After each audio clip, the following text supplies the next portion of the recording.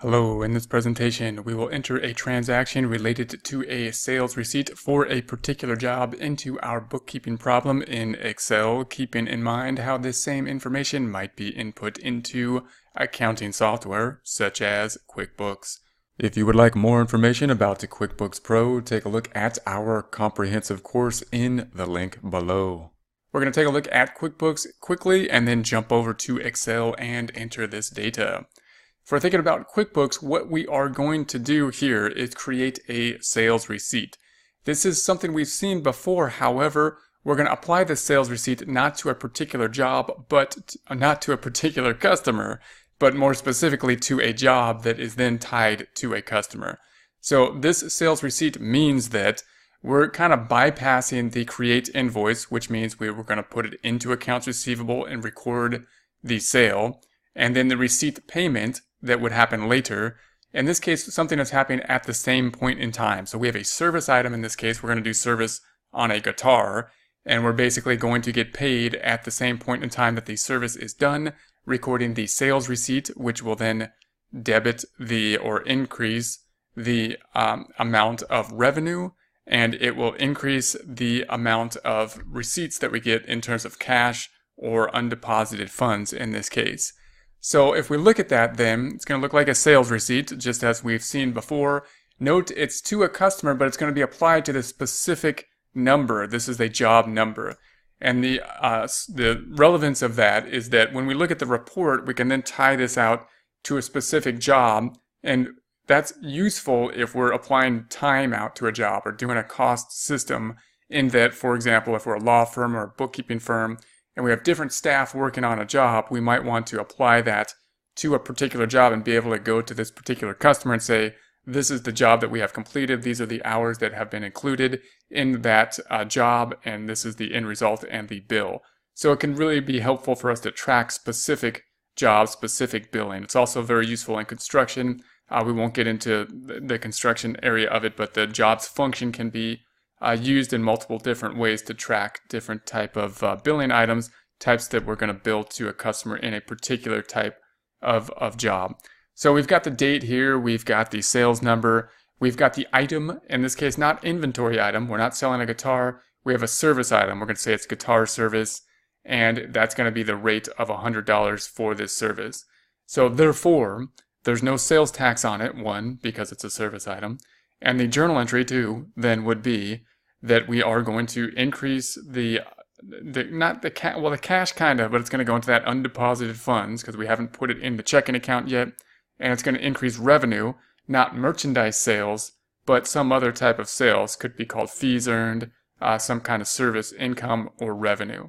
Let's take a look at what it would look like in Excel. Back in Excel, we will be entering this data. Note that we have hidden some cells to the right. So we're starting on column U, so that's not column A, because there's a lot of hidden data so that we can have everything side by side and be working with as little bit of data as possible, as just what we need, so we can maneuver around this worksheet as best we can. So now we're going to say that we have this sales receipt for a particular customer. First question, we're going to say, is cash affected? And of course, we're going to say that it is affected, but not the checking account, undeposited funds, meaning we haven't yet put this money into the bank, and therefore we will increase undeposited funds until we do. So this is a debit balance account. We're going to increase it by doing the same thing to it, which in this case is another debit. So we'll copy the undeposited funds. We're going to put that on top in V5. Right click and paste 1, 2, 3. The date of January 31st. The amount then, undeposited funds, will be $300. Note that this might differ a bit from the PowerPoint, which I believe was $200, so we'll have a bit of a deviation here. We're going to have $300, which will make up a difference in the prior transaction for this particular client, Sam the Guitar Man. So then we're going to credit the $300 as well, and that's going to go to then a revenue account. The revenue accounts are down here: merchandise sales, rent, and service. We're not selling a guitar, we're having some type of service income. Remember that other problems might call that fees earned, or just revenue or income, or service revenue or service income. We're just going to call it service. We're going to copy that. It's a credit balance. It's going to be going up by doing the same thing to it. In this case, is another credit. Putting our cursor in V6, right click and paste 1, 2, 3. So there's going to be our journal entry. We have journalized the journal entry. We will now go through the process of posting the journal entry from the general journal to the general ledger. We're going to go to the undeposited funds. In order to do that, make sure you got the freeze panes on here, which is going to be in AJ.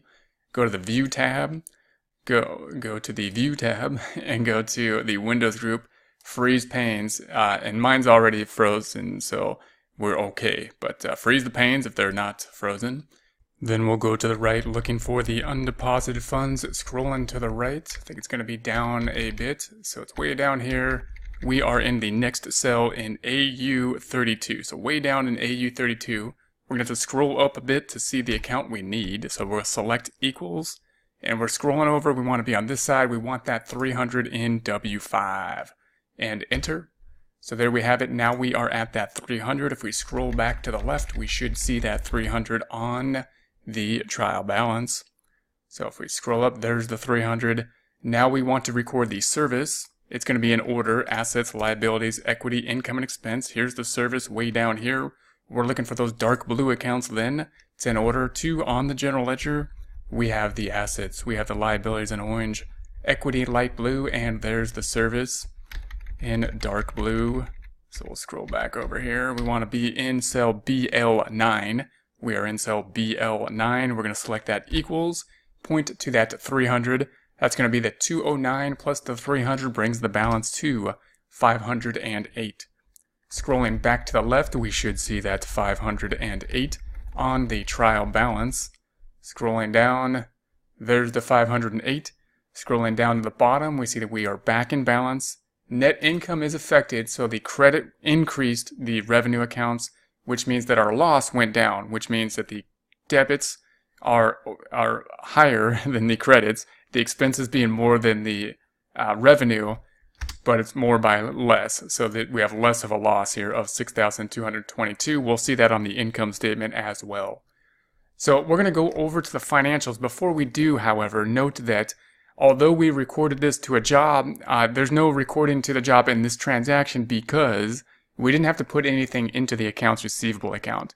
If we had, then we would track the receivable by job. So if this transaction was not going to payment, undeposited funds, but to the receivable, then we would track it by job. We'll see that in a future presentation as we work with the jobs here. Since we got paid at the same point in time the work was done, then we don't have to go through the receivable subsidiary ledger here, it not needing to be backed up. So we're going to go ahead and see what happened to the financials. So we did something to cash. I'm just going to click this and see what happens to cash over there. And then we're going to go down to the service. I'm going to click this. And we'll go to the financials, which will be created automatically, and see what happened. We're then going to go to the View tab before we do that. Windows group and unfreeze the panes. And then we'll scroll to the right. Going to go all the way to the right to where the financials are calculated. Here we are. Cash has been updated. And actually, we didn't do something to the cash account. We did something to the undeposited cash account. This is also updated. Should probably be part of cash, but we're going to break it out separately here to show it separate on the financials. Our total assets have been adjusted, and they equal liabilities plus equity. We see on the income statement that the service revenue went up, but it's still less than our total revenue, still less than our total expenses, meaning we have a loss here. Here is our loss. This negative number represents a loss here. Note that when we saw the negative number on the trial balance, that represents, we saw a positive number on the trial balance representing the fact that the debits of the expenses, when we think of this in debits and credits, were greater than the credits. So these signs are something you're going to have to kind of deal with. That when we talk about something in terms of debits and credits, and something that we talk about in plus and minus when we talk about the financials and the trial balance in terms of debits and credits versus the financial statements in plus and minus, we just have to work on that and keep getting that straight in our head. What is the difference between a plus and minus function and a debit and a credit? And then this item, the net loss, will also be on the statement of equity, part of the calculation for the ending equity balance, that ending equity balance then being part of the balance sheet.